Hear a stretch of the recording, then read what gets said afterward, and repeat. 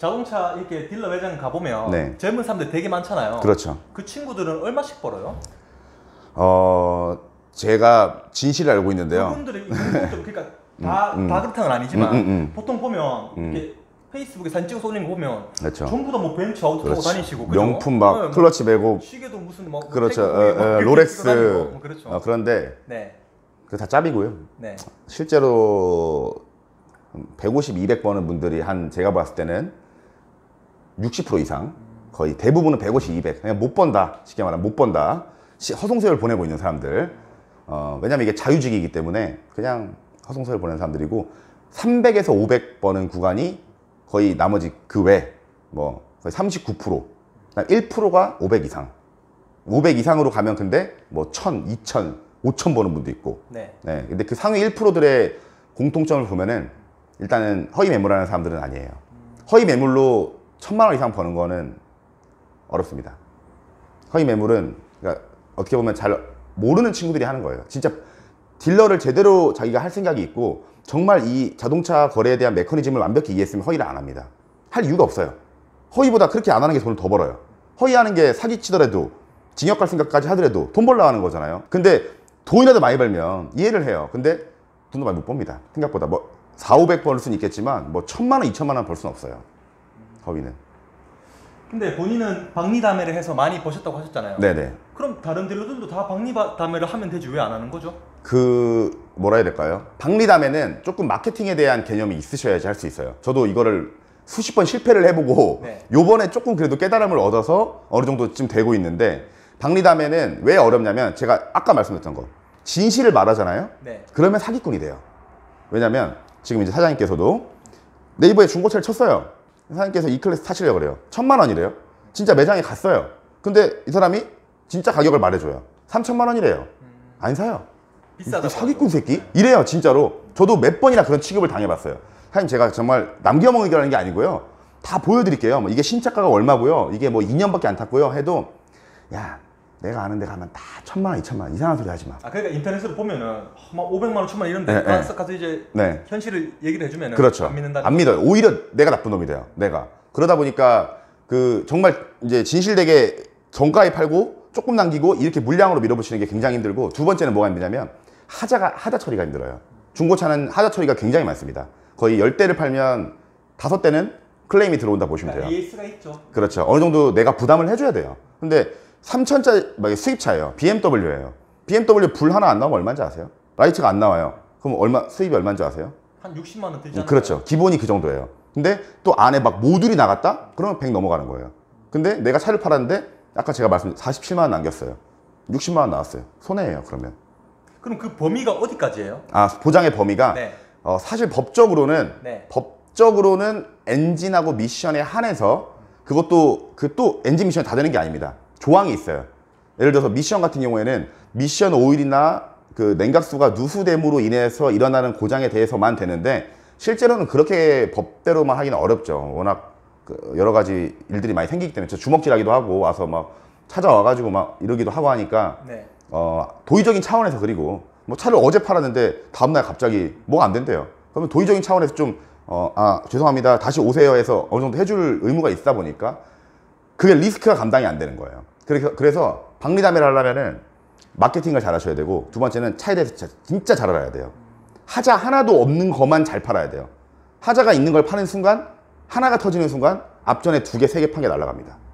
그게 어렵죠. 이렇게 같은 업종이 모여 있는 곳에는 어떤 부작용이 생기는지 아세요? 딜러들은 또 네. 이제 아시겠지만 뭐 네. 이런 분들이 많잖아요. 네. 성깔이 안 좋아요. 뭐 네. 앞에 있다 보면 진짜 경찰서도 몇 번씩 오고 그렇단 말이에요. 그러다 보니까 가장 기억에 남는 거는 주먹질. 진짜 눈앞에서 철권을 하시는 분을 봤어요. 진짜 그 진하고 폴이 싸우는 장면을 실제로 봤어요. 어떤 딜러랑 손님이랑 막 얘기하다가 딜러가 잠깐 어디 가더라고요. 뭐 서류를 가지러 갔거나 화장실 갔거나 그랬겠죠. 근데 이제 제 3의 딜러가 그 틈에 이 손님한테 쓱 가는 거죠. 그래서 이제 싸바싸바를 하는 거예요. 이제 그거를 뭐 떠방 잡는다 이렇게 말하는데. 떠방이라는 예, 떠방 잡는다. 뭐 그렇게 말을 하는데 이제 싸바싸바 하는 거죠. 아니 뭐 차 뭐 보셨어요? 그러면은 뭐 그냥 그랜저 봤어. 그러면 얼마에 보셨어요? 그러면 나 2천만 원 1950에 드릴게. 그래서 진짜 뺏어가는 거예요. 그러니까 갔다 오니까 없어. 손님이 없는 거예요. 이 사람이 화가 난 거죠, 이제. 화가 나서 전화를 했는데 전화를 받더라고요. 그래서 막 뭐 삐삐야 뭐 하더라고요. 그러다가 만났는데 그 이제 손님 뺏긴 사람이 이런 사람이었어요. 네. 막 문신도 하고 막 배 나오고 뭐 금팔찌에다가 막 그런 사람이었는데 보자마자 막 욕을 막 하는 거예요. 그 사람도 막 욕을 하는 거죠. 난 몰랐다. 나 딜러 있는지 몰랐다. 그러다가 결국 철권을 하시더라고요. 그러다 이제 막 콤보를 넣으시더라고요. 그러다가 이제 사람들이 말리고 막 그런 경우도 있고. 그럼 손님이랑 딜러랑 싸우는 경우는 없어요? 많죠. 이제 저기 이제 인천 부천 쪽에 가면은 저도 차를 팔다 보면 그쪽도 많이 가요. 인천 쪽도 거기가 특히 심한데, 예를 들어서 아우디 R8 아세요? R8 스포츠카. 근데 R8 같은 것도 허위 사이트에 보면 있어요. 홍대가 많잖아요. 네, 근데 R8 같은 게 허위 사이트에 올라가 있어요. 뭐 2천만 원 이렇게 올라가 있습니다. 2억 넘는 차인데. 그러면 이제 사람들이 그 R8을 보고 와요. 그러면 이제 R8이 없잖아요. 매매단지에는 R8이 없어요. 거의 없어요. 그러면 이제 R8하고 거의 비슷하게 생긴 뭐 아우디 TT 이런 차가 있어요. 네. 그러니까 생김새가 비슷해요. 약간 그걸 보여줘요. 허위하는 애들이. 손님 그러면 화가 나죠. 부산에서 뭐 진주에서 새벽 기차 타고 올라왔는데 보세요 이거예요. 손님 그러면 노발대발 난리가 나죠. 주먹질하고 그렇게 철권하시는 분들 몇 번 봤죠. 질끈. 예. 보통 그렇게 딜러들한테 주먹질할 정도면은 네.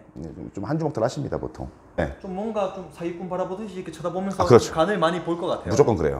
무조건 처음에는 네. 항상 딜러를 하겠다 마음을 먹었으면 네. 항상 의심받고 있어요. 항상 벌써 전화부터 그렇게 받으세요. 안녕하세요 저 누굽니다 하면은 그런데요. 거기다 이런 식으로 벌써 시작을 해요. 차를 팔아도 차가 딱 보여드려요. 이게 뭐 15년식이고요 하면은 뭐 제가 설명을 막 해도 그걸 들으러 오신 게 아니에요. 이거 뭐 물에 빠졌던 거 아닌겨? 벌써 이렇게 시작을 하세요. 거의 다. 일단은 의심부터 하고 시작하죠. 그래서 항상 이제 저는 경험이 좀 많이 있다 보니까 그래도 그 의심을 풀어줄 수 있는 어떤 뭐 그런 뭐 정말 방대한 지식을 알려드린다거나 뭐 그런 방법이 있겠지만 항상 그 의심을 당하고 있습니다. 보통 오는 사람들이 이렇게 차 잘 아는 사람들 데려오지 않아요? 데려오죠. 올 때? 데려오신 분들 많은데 아는 사람 뭐 칼센터 직원이라든가. 아 그거에 대해서 또 재미있는 얘기가 있다. 보통은 사람들이 네. 사장님께서도 지금 중고차를 산다 그래요. 네. 모르잖아요. 그러니까 누굴 모르겠어요. 데려와요. 특히 가장 많이 그게 이게 어떻게 보면 당하는 건데 네. 카센터 사장님한테 많이 당해요.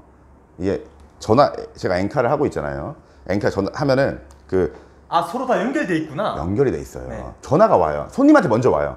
저 그 뭐 모닝 받는데요. 주로 여자분들 제일 많이 당해요. 모닝 받는데요. 그러면은 예 뭐 얼마나 뭐 끊어요. 남자한테 전화가 또 와요. 방금 그 여자분 전화 받으셨죠? 그래서 예. 그러면 저는 뭐 어디 카센터 누군데요? 그거 뭐 얼마까지 되는겨? 하면은 뭐 500인데 뭐 한 20만 원 깎아드릴게요. 하면은 네. 제가 가면 그냥 이거 600이라 해주 있어. 그냥 그래요. 그러면 이제 저는 뭐 차만 팔면 되는 거니까 뭐 사장님 알아서 하세요. 하면은 이제 카센터 사장님이 와서 이제 이렇게 작업이라고 해야 되나? 뭐 그렇게 하시는 분들이 굉장히 많습니다. 그러니까 특히 여자분들 카센터 오빠, 막 카센터 사장님 너무 믿지는 않으시는 걸 추천드립니다. 근데 또 모르는 사람이 혼자 가면 네. 덤탱이 쓸 일도 많고 사실. 그렇죠. 네. 정말 그냥 차라리 카센터 이쪽은 제가 볼 땐 아니고요. 네. 업자랑은 일단 끼지 마세요. 업자 끼는 건 안 좋아요. 차라리 그냥 친한 친구, 친아버지, 뭐 친이모부 이렇게 가족이면 모를까. 카센터 사장님들은 거의 10명 중에 9명은 그런 식으로 하시는 분 많지. 뭐 정말로 입장 바꿔서 카센터 문 닫고 굳이 여기까지 와서 왜 당신을 도와주는지 생각을 해보시면 답이 나오죠. 왜 그 사람이 바보도 아니고. 손님들 유형이 어떻습니까 와서? 유형이 네. 일단 의심하시는 분들이 거의 일단은 뭐 한 70%로 시작하죠. 의심형. 그냥 하나부터 열까지 다 의심이에요. 하는 말마다 마지막까지 의심이에요. 아니 차를 사기로 했는데 했어요? 네. 돈을 줘야 될 거 아니에요. 그러면 네. 그러면은 돈을 줘야지 차를 줄 거 아니에요. 근데 뭐 법인 사업자 등록증 보여줘라. 보여줘 있다. 사원증 보여줘라. 보여줘. 신분증 보여줘요. 다 보여줘요. 그 다음에 우리 여기 상호 보여주고 다 보여줘요. 그리고 알겠다. 돈을 50% 일단 보내겠다. 그다음 계약서 쓰고 자기가 차 앞에 가서 키 받는 순간 50%를 또 보내겠다. 뭐 이렇게 하시는 분도 있고 사고나 침수 뭐 이런 거를 의심하시는 분들이 엄청 많죠. 그러면 저는 갖고 가서 집 근처에 믿을 만한 카센터 가서 차 검사해보고 사고나 침수 있으면 100%, 200% 환불해준다고 팔긴 하는데 의심형이 가장 많고요. 그 다음에 이제 막 제멋대로 형들도 많죠. 제멋대로. 가격을 자기가 결정하시는 분들이 많아요. 3,300인데 네. 저는 3,200밖에 안 돼요. 네. 그 밑으로 못 깎아줘요. 근데 혼자 막 보시다니 이거 3,000에 되지요? 혼자 이미 결정하셨어요. 약간 또 이제 지방분들 좀 이렇게 기 드시는 분들 그런 분들 많고. 아까 말씀하셨던 건 사람들이 의심하는 건 네. 어느 정도는 이제 딜러분들의 책임이 있어요. 맞아요. 아, 그렇게 그럼요. 왔기 때문에 사람들이 그런 의구심을 가지고 그렇죠. 자꾸 이렇게 그렇게 하는 거라고 저는 아, 생각합니다. 맞습니다, 맞습니다. 뭐 중고차, 자동차 이런 기사 같은 게 올라오면 밑에 댓글이 항상 뭐라고 달리냐면 부천, 인천, 부평은 믿고 걸러라 뭐 이런 댓글이 항상 맞죠. 있습니다. 맞죠, 네. 맞죠. 그죠? 맞죠. 왜 이런 말들이 있을까요?